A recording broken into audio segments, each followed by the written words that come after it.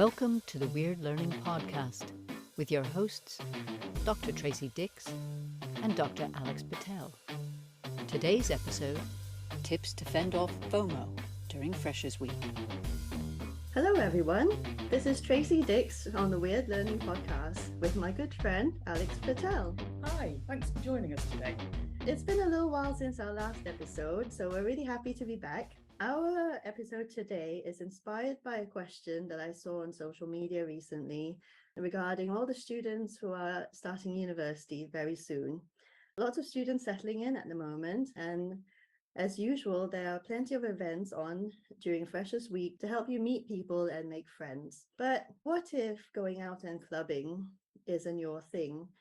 Should you feel under pressure to kind of go to every single event during Freshers Week, or are there other options? That's what we'll be exploring today. So Alex, do you remember what Freshers Week was like for you? Right, so I was at Manchester University, and bearing in mind I grew up in a very small village called Acton Trussell, which is near Stafford, so shout out to anyone from Stafford. And moving to a big city like Manchester was pretty exciting. So when I arrived for Freshers Week, obviously went to the halls of residence, found my flat, met my flatmates there. And as soon as we'd done that, we were pretty much invited to the campus, and there were so many things going on. You know, we could walk around a hall, find out about different student societies. There were also lots of flyers for events. So I remember picking up ones again for student societies. There was one for Taekwondo, which I did eventually join, but huge numbers of clubbing type events. One of the popular ones, which I quite liked, was something called Club Trop. Oh, Club Trop. Club Tropicano. So that was very much 80s music. It wasn't a great nightclub. It was a big shed, basically, but lots of people, lots of cheesy music. It was a great time. I think the idea is that a lot of the events are kind of put on to cater to all types of tastes.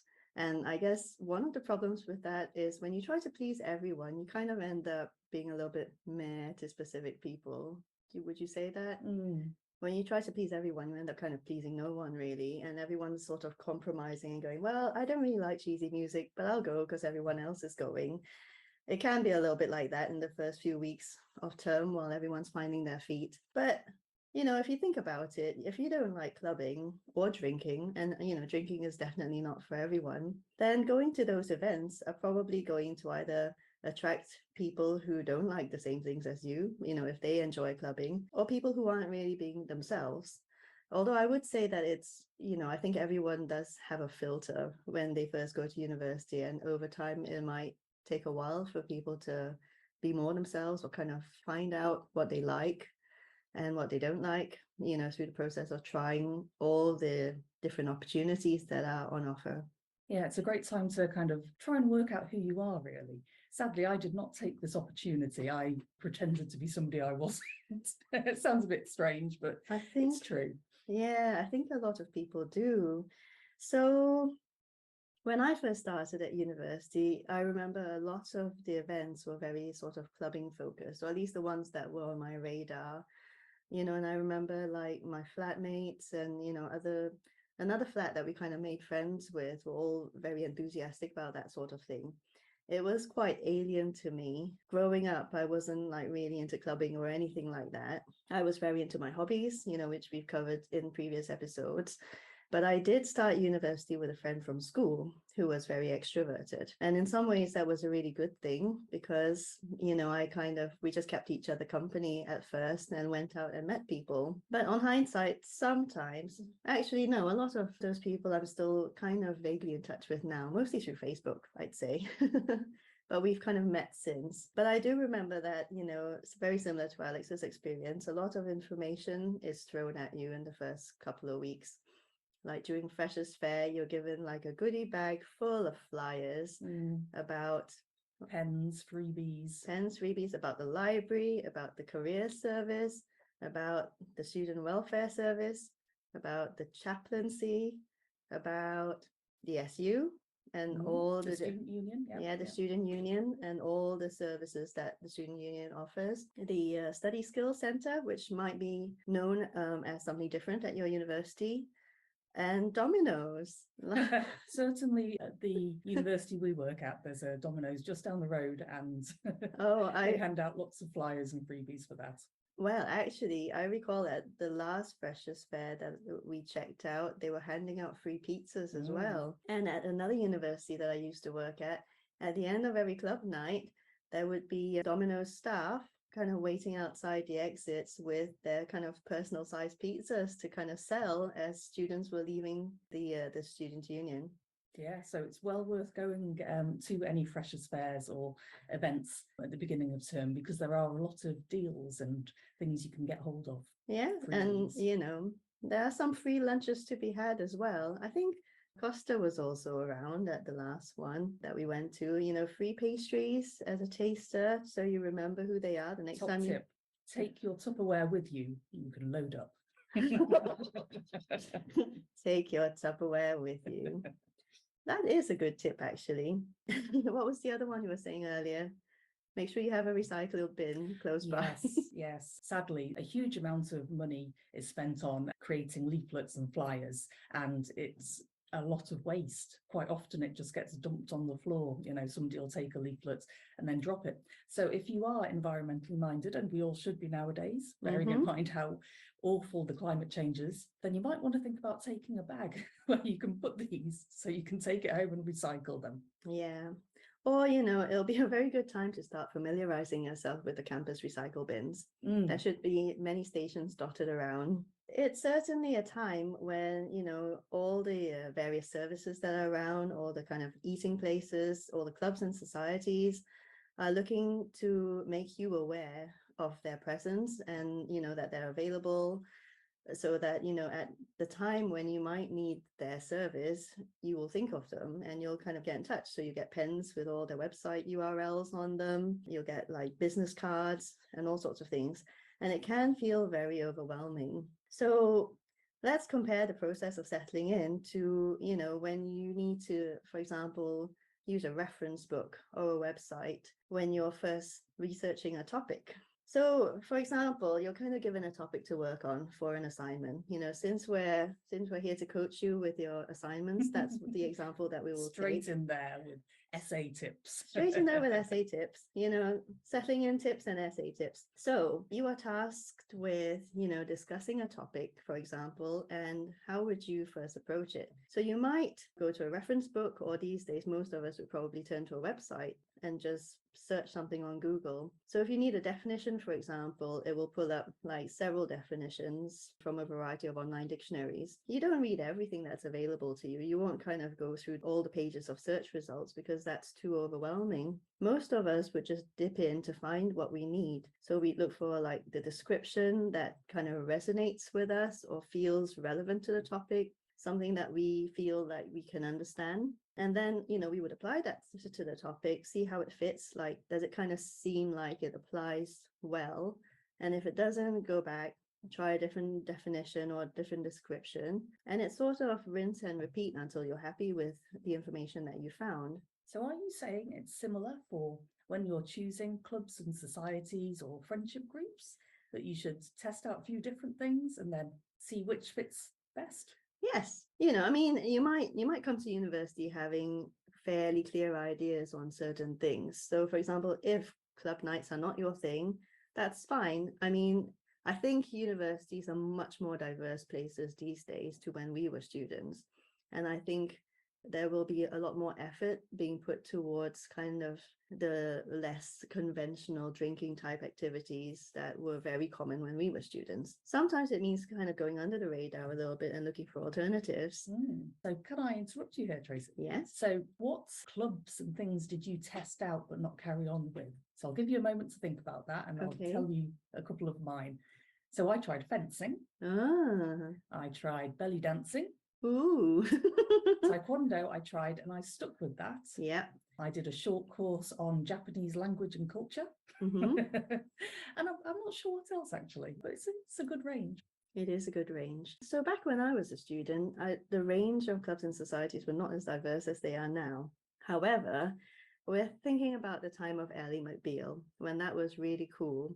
And Ally McBeal, Tracy. Ally you McBeal, may that's a have to long explain time ago. this. So I did, I didn't follow it for that long, but basically it was kind of about Ally McBeal, who worked in a law firm, and her kind of imposter syndrome and stuff like that. Callista Flockhart. Callista Flockhart. Married to Harrison Ford, I believe. Oh, who was famous for being a size 0? Harrison Ford? No, Callista Flockhart. But not that that is, the size we should all aspire to. It's fine if that's what you are.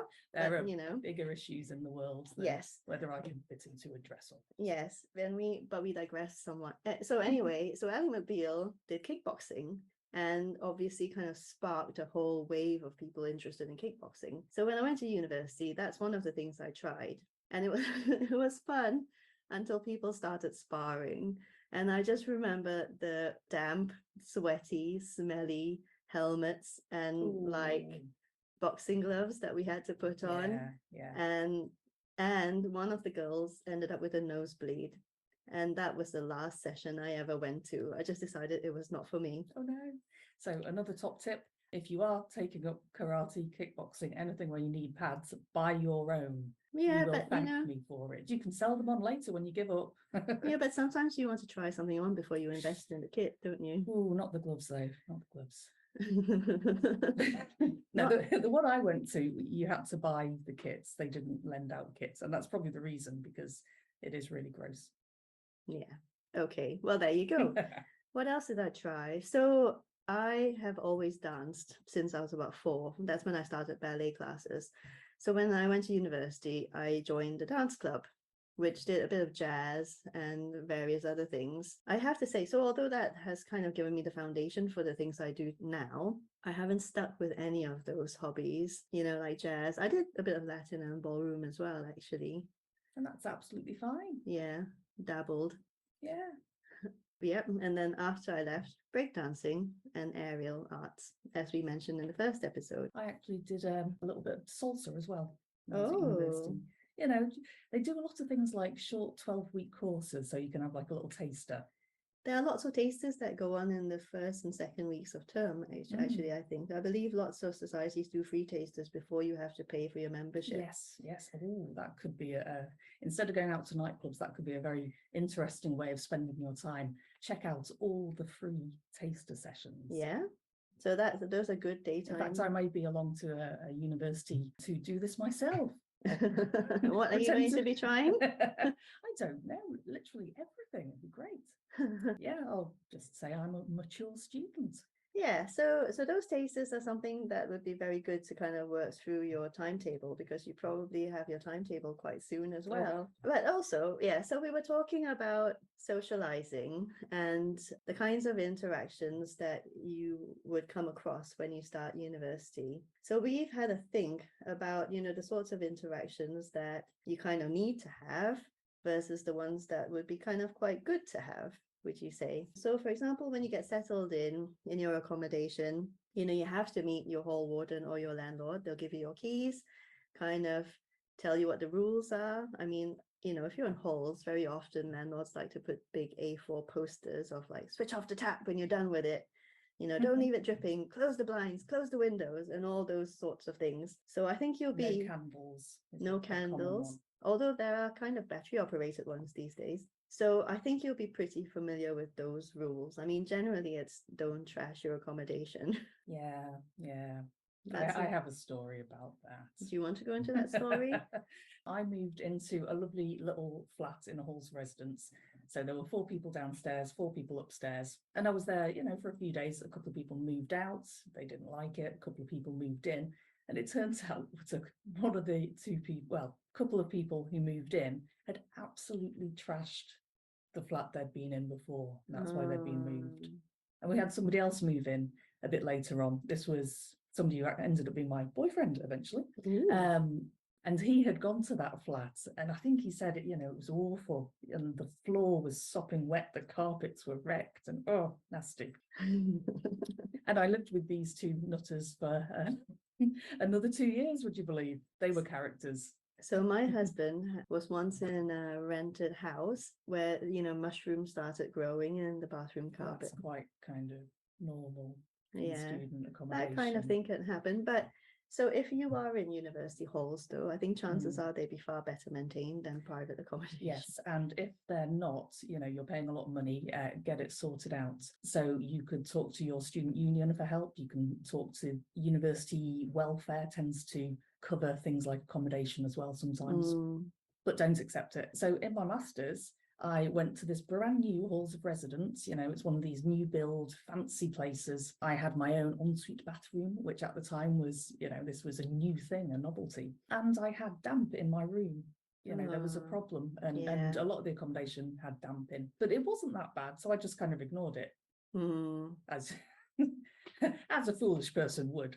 Well, yeah. But at the time I was doing a research master's, so I was on a project around cell biology. Okay. So very cool. So it was growing a type of neuronal cell. And it was growing it without antibiotics, because normally if you're doing cell culture, if you use antibiotics, it helps stop them getting contaminated. But I couldn't do that. I had to do it on its own without. And they kept getting infected with like fungus. Oh, so and that's my project how you did knew. not work. Is that how you knew how bad fungus could be for you? Well, for my experiments, certainly. But also for your health, because you are made of cells, right? But I only realised at the very end when I just casually mentioned to my supervisor, oh, I've got this damp problem in my halls of residence. She's like, and straight away, she was like, well, that explains it. What explains it? Hang on, backtrack. That explains why your project didn't work. It wasn't poor technique. It was, the conditions, the environmental conditions. So the environmental conditions can influence how well we are able to perform. Nice. That's a little message to take away. That's true, that's true.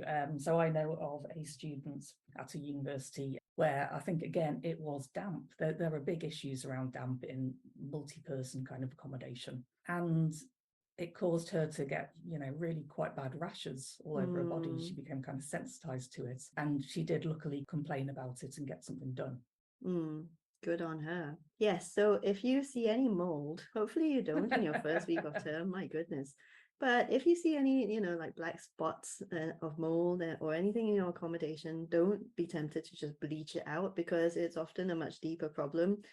You need to get your landlord or whoever manages your halls to sort it out properly and make sure you know how they're fixing it. So anyway, if you found any of the things we've said so far useful, please be sure to tell your friends about our podcast so that we can reach more people. Let us know as well if you've got any questions, or, let us know what you're planning to do in Freshers Week. We'd be really interested to find out. And also, you can leave us a review if you're enjoying this podcast. And that just means that we can reach more people and help more people. And really, I'd quite like to hear from the people out there. Do you have any questions, any topics you want us to start looking at? Or what do you think about what we've been talking about so far? Have you got any stories about Freshers Week? Yeah, we'd love to hear those stories.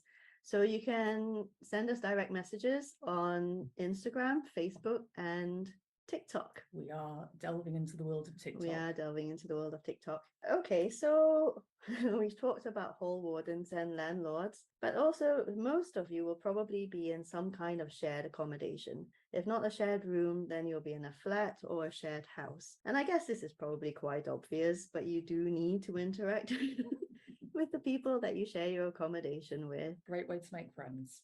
It is a great way to make friends, but also, you kind of need to be able to have open conversations, so because you're all going to be living together for at least the next year.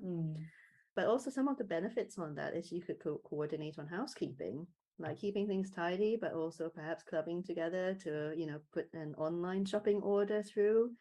I mean, before the days of online shopping, having a flatmate with a car was super useful for doing weekly shopping and getting your tins and heavy bottles without having to carry them all the way back.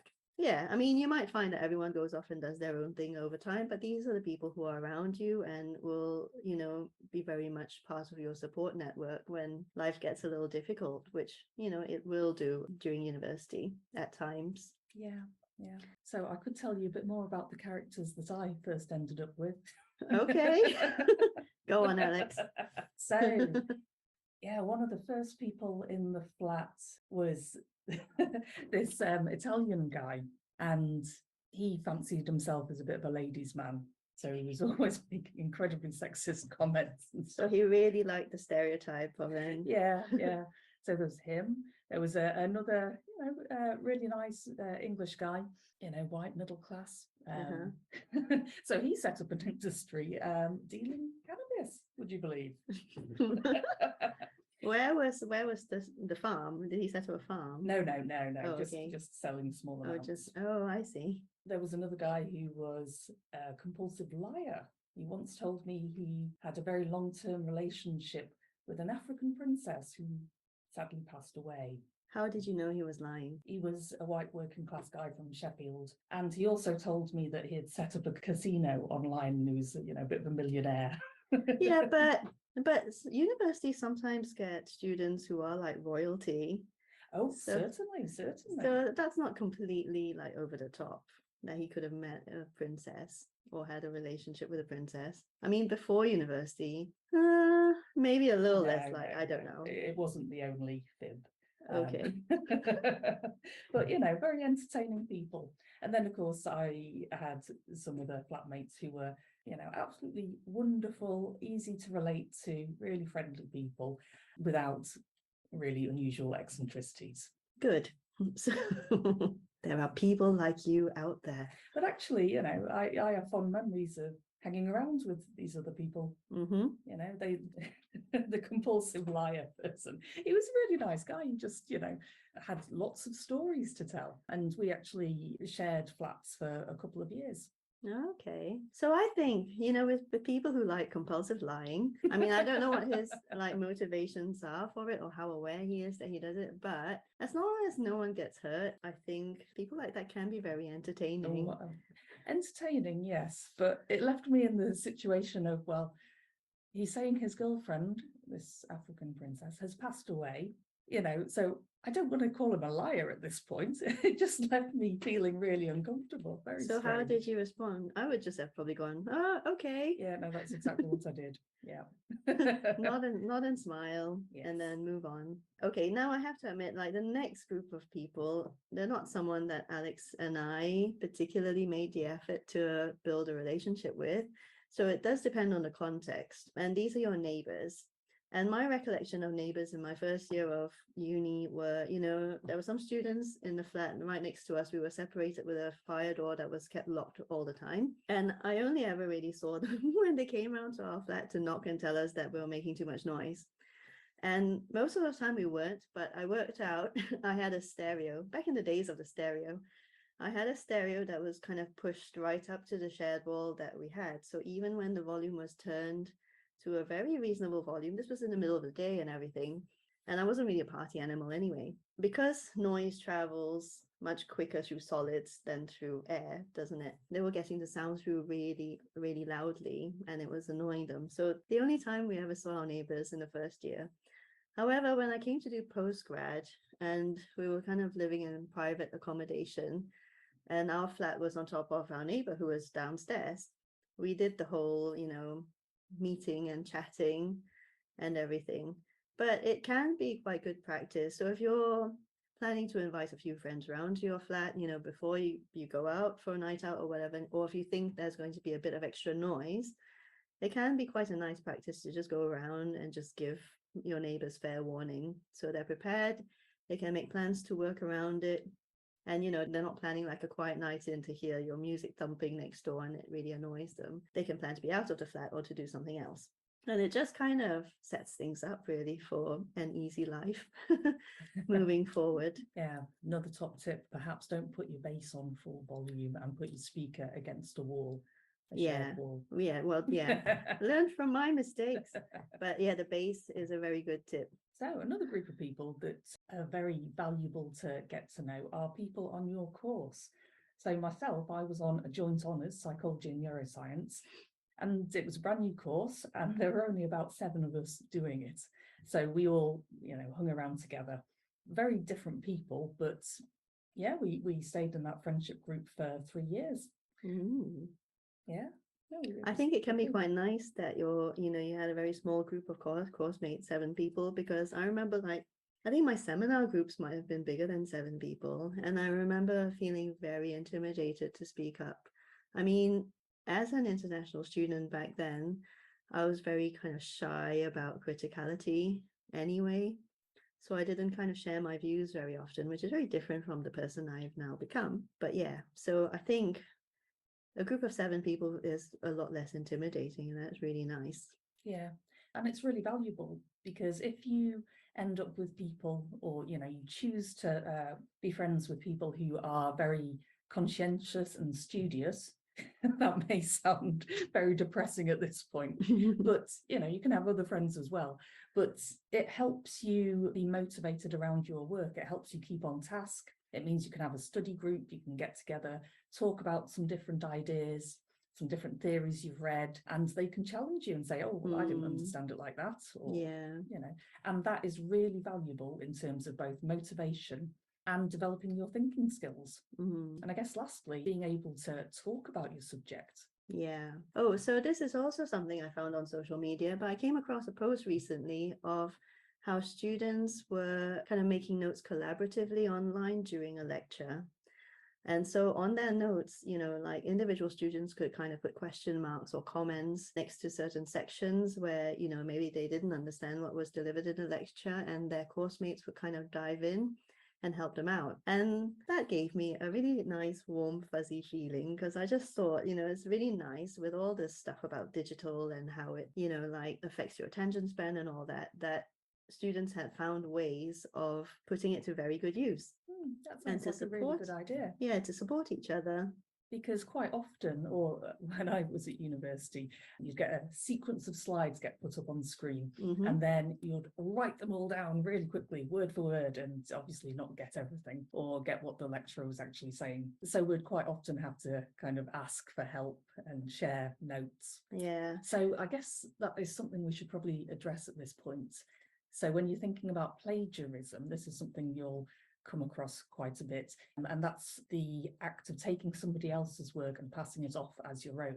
Sometimes people talk about not sharing notes, and that tends to mean, in particular, when you're writing your dissertation or a big project, and you've done a lot of independent thinking, analysis, maybe you've done some experiments, and it's those type of very personal notes that they're talking about not sharing.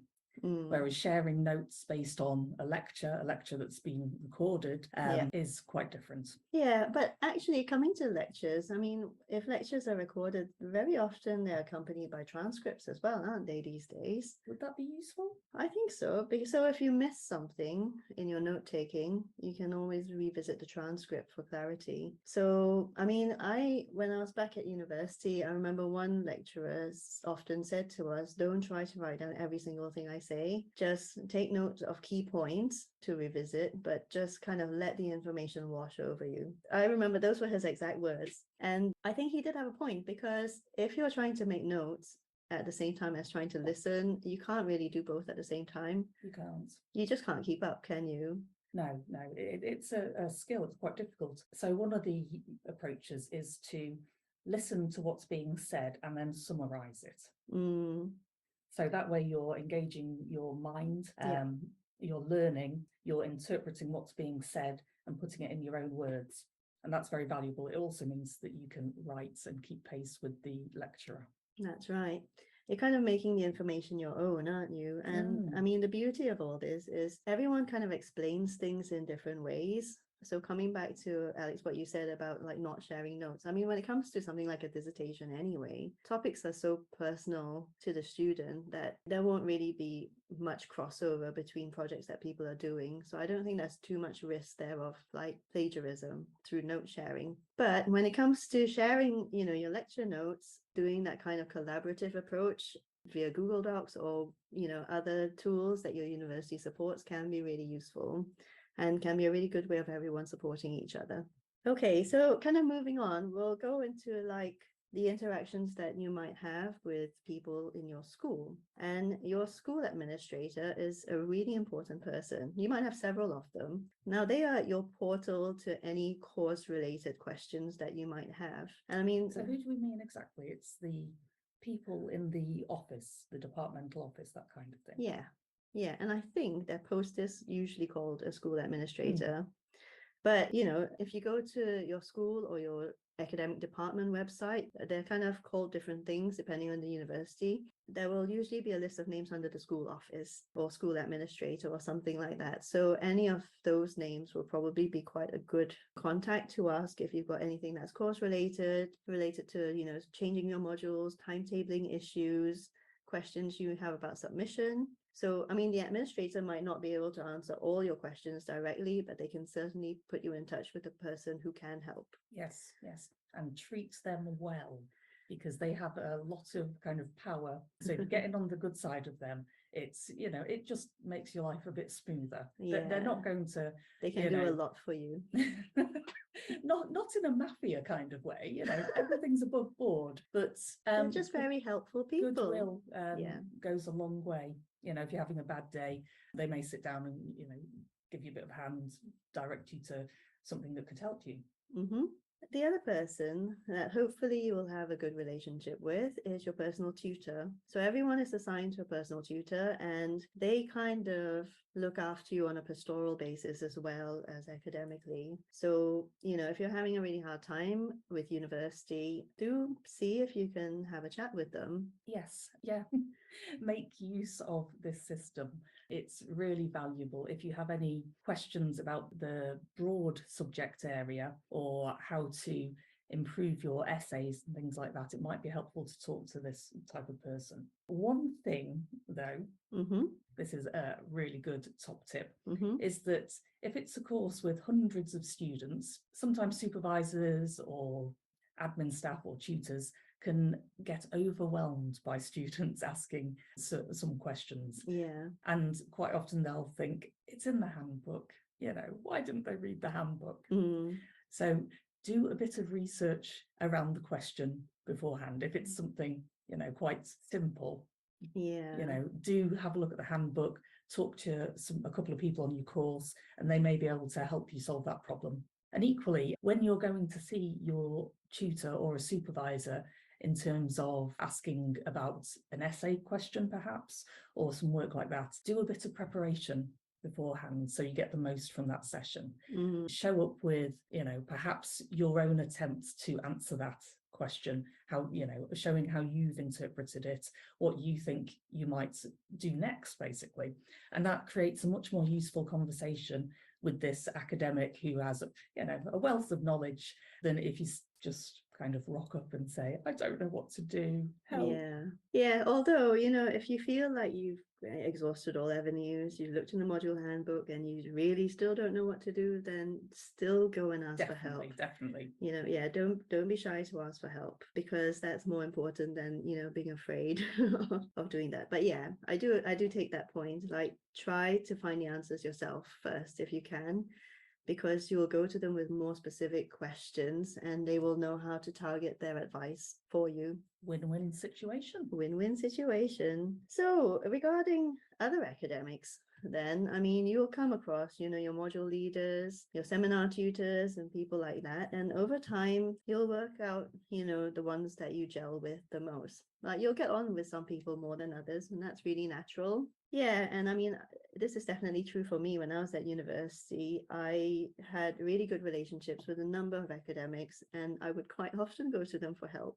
On hindsight, maybe a little bit too often, but they were extremely supportive, and we just kind of had that kind of chemistry. How about you? You did chemistry? I didn't do chemistry. I studied English. So I was completely the opposite. Yeah, you did everything. Mentioned this before. I was very shy. So although we were on this small joint honours course, when we studied psychology, it was in a group of maybe 100 students. And when we did the neuroscience, it was in a group of, probably 200 students. So they were very big. We did have a tutor group. So we had one tutor, who was a very cool guy, and that was with the group of us 7. So there was the opportunity to go and kind of talk to him. Yeah. Not so much the people actually giving lectures, simply because of the size of the cohort of students. So, the interaction then used to be, if you had a question, you might ask a question, during the lecture or after the lecture. Okay, 2 little anecdotes. So when I was doing my final year dissertation in neuroscience, I chose the topic of cannabis. As you do. Yeah, so should it be used as a medicine? What are the ethical arguments for and against? So I thought, yeah, this sounds like a good debate. Rolled up my sleeves, did a bit of research, and realised that the year before there'd been a big conference, a meeting of all the greatest minds on this subject area where they had debated this. Wow.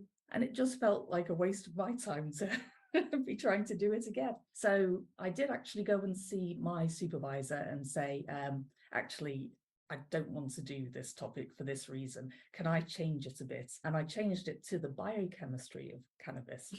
Cannabinoids, sorry. Cannabinoids. And it was incredible. It was great. I got to, look at receptors in the brain, their distribution.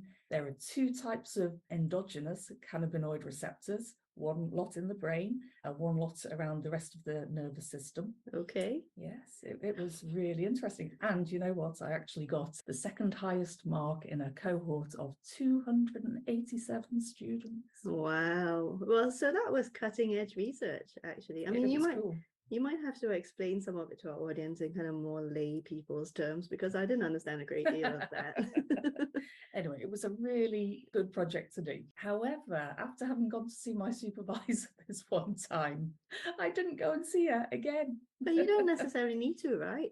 I should have done. I could have had the top mark of the year. I never took you to be such a competitive person. Not really, but it turns out if I was to look at this dissertation now, I have used 2 contradictory referencing styles, Harvard and Vancouver, at different points of this. Actually, maybe what you mean is you should have seen your librarian.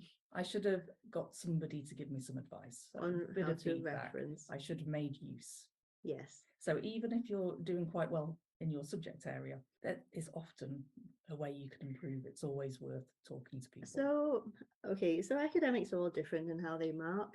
And I'm not sure, like, using 2 referencing styles would have jeopardized your mark a huge amount. I think it would have affected it a little bit, but, like, for example, I'm not sure, would it have made like the difference of a whole grade? Again, it does depend. I think I'd have got 95 if I. What did you get? 85. Really? Bearing in mind there were probably loads of typos and the attention to detail wasn't there, so that means you can't get 95.